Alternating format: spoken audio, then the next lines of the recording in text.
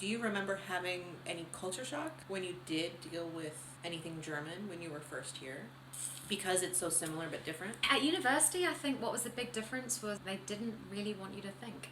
It sounds strange, but in England at university you're encouraged to come with your ideas and your thoughts and things, whereas here in Germany it's like, yeah, just kind of regurge what you know already and just get back to us with what you know. Whereas here it's like, no, we don't want to hear what you have to say. Just come back, get the info out that we taught you. I wonder if that's the same now. When I first came here and started teaching, students told me that they were drawn to English partly because, yeah, it's a universal language right now, but also because it's relatively easy to learn, and thirdly, because the courses were so fun. The courses were a give and take. It wasn't just, okay, here's this information and take it. Mm. Professors have a PhD. They have experience in research, and they have experience in conveying that research and that knowledge, but they don't necessarily have experience in teaching. Yeah. Mm. And I think that is universal. Yeah. It's I think it's specific to the profession, unfortunately. Mm. When I first moved here, I thought, I have also taught in South Korea for a short time, and me too. Like right away, our cell phones worked there. We had access to internet. The internet is amazing. I think they have the best connectivity in the world. Very apparent. When I was there, I didn't have a cell phone. And it didn't matter, where you were in the country, because we were in a couple big cities and then in the countryside, and we always had amazing connectivity. In Portland, at my home university, I worked all the time. And we had public Wi-Fi or coffee shops. There was Wi-Fi everywhere. And when I first came here, I was expecting that, and I suddenly felt so disconnected because there was no public Wi-Fi. There was no coffee shops.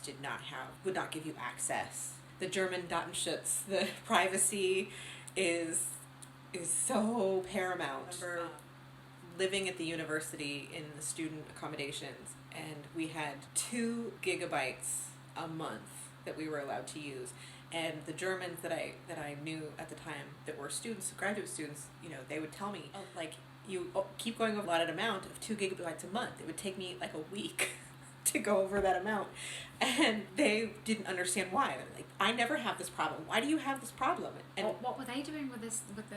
I don't know. I mean, when I was here, there wasn't internet, especially not like it is today. Right. So my experience was totally different anyway, which is really trippy when you think about it. Because but nowadays you have apps and stuff on your phone. As a student coming to Germany today, if you didn't know something, you'd Google it. Because I was so used to this in America and in South Korea. And then here, it was like, well, if you don't know, you don't know, and it's not my problem. I'm not going to tell you, and don't use so much data. And it's like, but what am I supposed to do, right? I used to go to the library and sit outside on a rock at midnight to use the free Wi-Fi because I didn't have internet in my room. Because even if I would pay to get the internet unlocked, I would still have to wait for the next month. I didn't have data on my phone, right? Because I didn't need it in America, and I was like, why do I need it here? And it was really expensive at the time. Now it's incredibly cheap. How times have changed.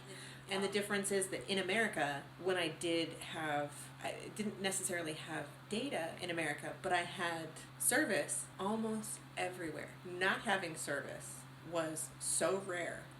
I had nationwide. So hold on. So here you have your home Wi-Fi, you have your mobile data, and it doesn't matter. You might go drive in the country, or you might be on the train going through the countryside, and all of a sudden you don't have service. Yeah.